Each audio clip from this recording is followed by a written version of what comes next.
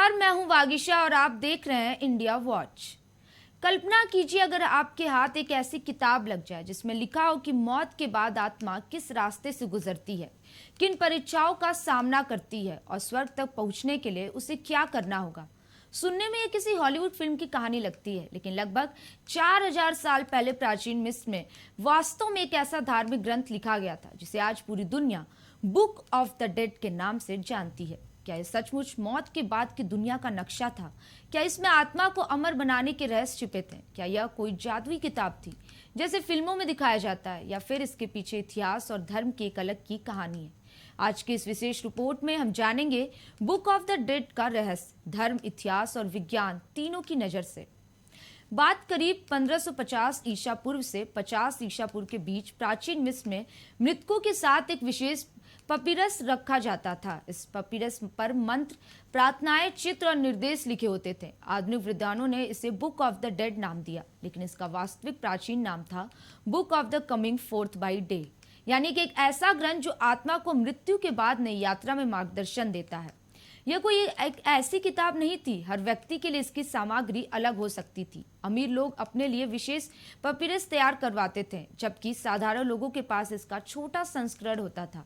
यानी ये किसी उपन्यास की तरह नहीं, बल्कि धार्मिक ग्रंथों और निर्देशों का संग्रह था। अब सवाल उठता है कि आखिर मिस्र के लोग ऐसा क्यों करते थे? प्राचीन मिस्र की सबसे बड़ी मान्यता थी कि मृत्यु अंत नहीं, बल्कि एक नई शुरुआत है। उनका विश्वास था कि इंसान का शरीर मर सकता है, लेकिन उसकी आत्मा एक दूसरी दुनिया की यात्रा करती है। इसी कारण वे शवों को विशेष तकनीक से सुरक्षित रखते थे, जिसे आज हम मम्मीकरण कहते हैं। मम्मी बनाने की प्रक्रिया कई सप्ताह तक चलती थी। शरीर के अधिकांश आंतरिक अंग निकाल कर उन्हें अलग पात्रों में सुरक्षित रखा जाता था। फिर शरीर को प्राकृतिक नमक से सुखाया जाता था, कपड़ों की कई परतों में लपटा जाता था और अंत में एक सजे हुए ताबूत में रखा जाता था। आधुनिक वैज्ञानिकों ने इस प्रक्रिया का अध्ययन किया और पाया कि यह उस समय की अत्यंत विकसित संरक्षण तकनीक थी, लेकिन केवल मम्मी बना देना ही पर्याप्त नहीं माना जाता था। मिस्रवासियों का विश्वास था कि आत्मा को परलोक में सुरक्षित पहुंचने के लिए सही ज्ञान की भी चाहिए। यही काम बुक ऑफ द डेड करती थी। इस ग्रंथ में दर्ज मंत्रों का उद्देश्य आत्मा को खतरनाक रास्तों, दानों और परीक्षाओं से बचाना था। सबसे प्रसिद्ध दृश्य है हॉल ऑफ जजमेंट, जहां आत्मा का न्याय होता है। यहाँ प्रवेश करते मिस्र के सबसे प्रसिद्ध देवताओं में से एक अनुबिस है। सियार के सिर वाले इस देवता को मृतकों का रक्षक और मम्मीकरण का संरक्षक माना जाता था। धार्मिक मान्यताओं के अनुसार अनुबिस मृत व्यक्ति के हृदय को सत्य और न्याय की देवी माआत के पंख के साथ तुला पर तौलते थे।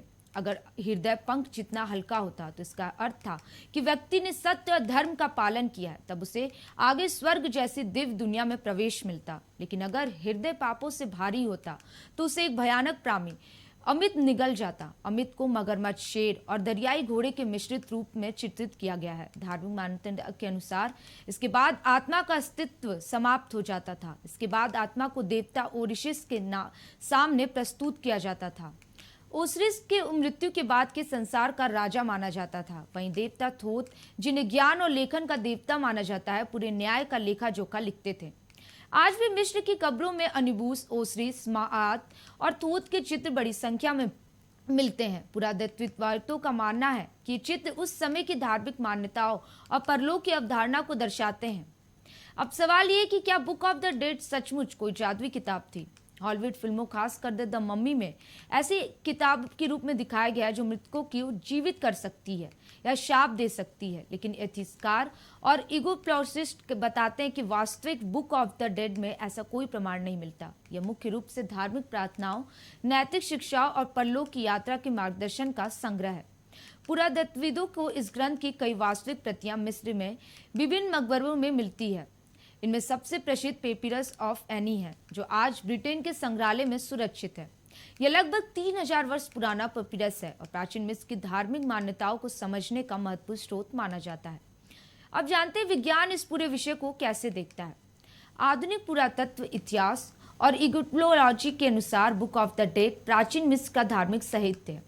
यह उस समय के लोगों की आस्था, नैतिक विचार और मृत्यु के बाद जीवन की कल्पना को दर्शाता है। लेकिन विज्ञान के पास ऐसा कोई प्रमाण नहीं है कि इसमें लिखे मंत्रों से वास्तव में आत्मा की यात्रा नियंत्रित होती थी या कोई अलौकिक शक्ति सक्रिय होती थी। मनोवैज्ञानिकों का कहना है कि लगभग हर सभ्यता ने मृत्यु के बाद के जीवन को समझने की कोशिश की है। यही कारण है कि मिस्र की book of the dead, Bharat के गरुड़ पुराण, तिब्बत की Tibetan book of the dead और अन्य धार्मिक ग्रंथों में परलोक की अलग अलग अवधारणाएं मिलती हैं।